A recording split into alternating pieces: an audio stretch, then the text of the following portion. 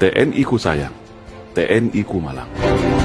Oleh Anton Permana dari Tanhana Dharma Manggrava Institute.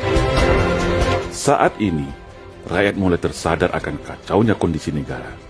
Dan mulailah rakyat teriak dan panggil TNI. Kemana TNI? Tahukah kita semua bahwa satu, TNI kita hari ini adalah tentara yang paling sipil di dunia. Karena personilnya tak boleh bawa senjata, yang nampak bawa sarung pistol kosong di mana-mana. Dua, tahukah kita bahwa secara sistematis TNI kita seharusnya sebagai komponen utama alat pertahanan negara sekarang sudah bergeser menjadi komponen pembantu. Karena tugasnya hanya menjadi pembantu. Membantu tugas Polri, membantu bencana, membantu pemadaman kebakaran hutan, bahkan untuk menumpas separatisme yang jelas bahagian tugas pokok TNI tetap difungsikan untuk membantu Polri dalam tugas operasi penumpasan separatis yang diganti nama jadi kriminal dengan 1000 alasan. Yang komponen pendukung seperti komponen utama yang sudah jelas komponen utama TNI malah seperti komponen pendukung. Aneh bin ajaib. Yang ketiga, tahukah kita bahwa TNI kita hari ini sudah menjadi korban adu domba politik belah bambu antara TNI dan Polri, di mana Polri atas kebijakan politik dijadikan terdepan dalam implementasi konsep democratic policing. Sementara RUU Kamnas sengaja di-PTS-kan. Makanya TNI selalu berada di belakang Polri atau sebagai pembantunya saja. Yang keempat, tahukah kita bahwa jumlah Polri hari ini sudah 3 kali lipat jumlah TNI alias 1:3, di mana secara anggaran pun Polri jauh fantastis di atas anggaran TNI. Tapi yang digemborkan kepada publik anggaran Kementerian Pertahanan yang paling besar. Padahal setelah dibagi berdasarkan matra jauh di bawah anggaran Polri. Yang kelima, tahukah kita saat ini secara kedudukan hukum Polri begitu spesial langsung di bawah Presiden, sedangkan TNI berada di bawah Menteri Pertahanan. Artinya, secara strata hukum dan jabatan, Polri setara dengan Menteri, sedangkan TNI di bawah Menteri. Yang keenam, tahukah kita bahwa sudah hampir semua peran TNI saat ini sudah diambil alih oleh polisi, termasuk peran pembinaan teritorial, cipta kondisi dan pasukan kombatan. Yang ketujuh, tahukah kita bahwa secara persenjataan organik, hari ini Polri lebih canggih daripada senjata organik TNI. Senjata pasukan Densus 88, Gegana, dan Brimob, Polri lebih canggih daripada senjata batalion infanteri Raider sekalipun. Yang kedelapan, tahukah kita saat ini ada namanya istilah multifungsi Polri yang melebihi peran dwifungsi ABRI era Orde Baru yang dulu kita caci maki. Saat ini peran polisi sangat dahsyat dan luar biasa. Sampai ada anekdot yang beredar, NKRI adalah kepanjangan dari Negara Kepolisian Republik Indonesia. Yang kesembilan, tahukah kita saat ini tak jelas lagi batas antara dimensi pertahanan dan keamanan, di mana seharusnya jelas mana yang tugas pokok TNI sebagai komponen utama pertahanan dan mana tugas Polri sebagai komponen pendukung. Yang ke-10, tahukah kita saat ini fungsi teritorial TNI sudah diberi tak jelas lagi fungsi dan tugasnya.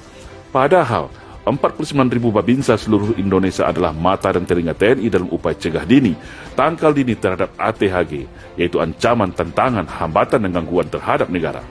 Hal itu adalah termasuk dalam 5 kemampuan teritorial, tapi ternyata Babin Kamtibmas yang lebih berkuasa soal deteksi dan cegah dini.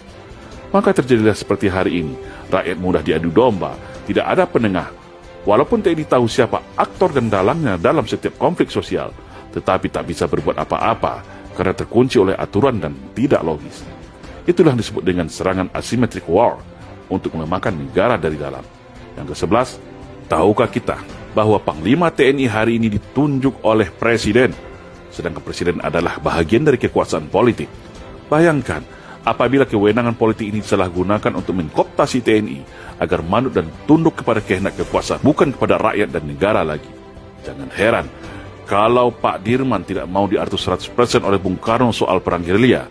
Jangan heran Pak Yani tidak mau diatur dalam soal pemberian senjata dari Cina untuk kaum komunis. Yang ke-12, tahukah kita bagaimana TNI kita secara kekuasaan politik tidak berdaya dan tunduk di bawah kekuasaan politik?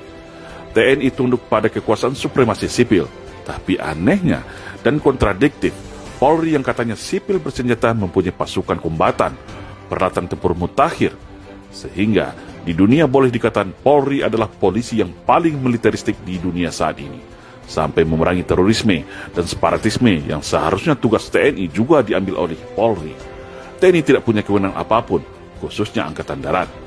Yang ke-13, tahukah kita kalau TNI hari ini secara institusi terikat oleh undang-undang dan secara individu terikat oleh Sumpah Sabta Marga.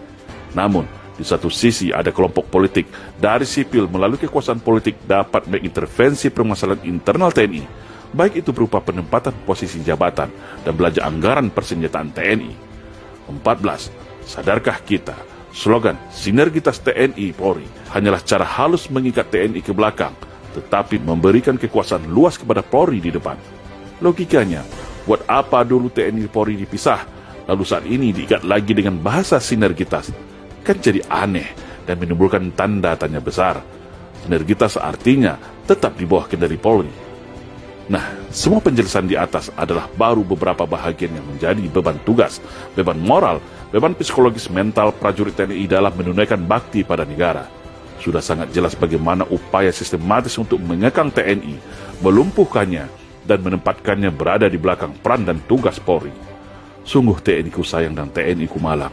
Ketika ada kejadian berupa perang, bencana alam, dan gangguan keamanan berat, TNI baru dipanggil untuk diperbantukan. Tetapi ketika itu berupa fasilitas politik, kewenangan dan sarana prasarana, TNI selalu diminta untuk bersabar, untuk banyak mengalah, dengan slogan Bumi Pertiwi.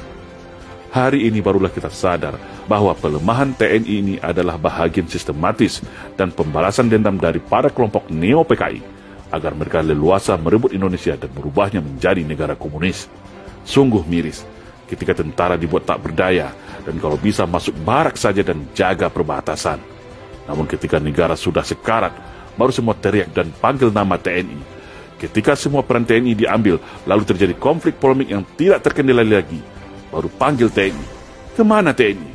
Yang enak buat Polri, yang susah dan berat baru TNI, yang disalahkan TNI, yang dipuja-puja Polri. Inilah yang dirasakan oleh para keluarga besar TNI hari ini. Dan itulah yang kita maksud sudah terjadi infiltrasi politik belah bambu untuk memecah TNI dan Polri. Satu diangkat, satu diinjak. Dan strategi ini baru sekarang kita sadar adalah bahagian infiltrasi politik para anak PKI yang berhasil menyusup secara halus mempengaruhi putusan politik pasca reformasi. Lalu siapa lagi yang akan jaga bangsa ini dari upaya infiltrasi ke masyarakat untuk adu domba, hasut menghasut, dan berupa perang narkoba atau lainnya yang tujuannya untuk melemahkan Indonesia dari dalam? Sungguh TNI ku sayang, TNI ku malang. Semoga bangsa ini tersadar dan mengembalikan jati diri TNI sebagai tulang punggung negara. Saya yakin, kalau fungsi teritorial TNI berjalan, dan TNI kembali ada tempat di Senayan, maka insya Allah agenda komunisme di Indonesia akan kembali bisa dipatahkan. Karena TNI punya peta dan tools strategi untuk itu. TNI harus kembali menjadi jati dirinya sebagai prajurit Sabta Marga yang berwibawa sebagai penjaga Garuda, pengawal Pancasila, garda utama menjaga keutuhan NKRI.